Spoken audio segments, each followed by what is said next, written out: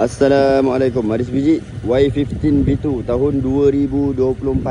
Motor baru genap setahun motor baru genap setahun. Beli tahun 2024 bulan 4. Ni sekarang tahun 2025 bulan 4. Genap setahun lah.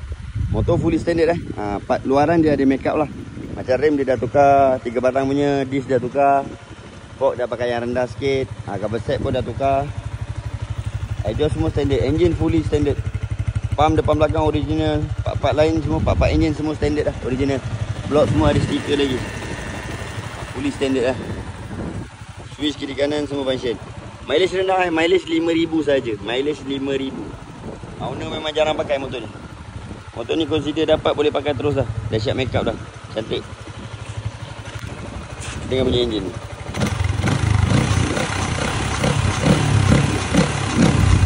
Okay, untuk motor ni kita nak lepas dengan harga 7,900. Mana berminat boleh roger nombor ada dekat bio. Assalamualaikum.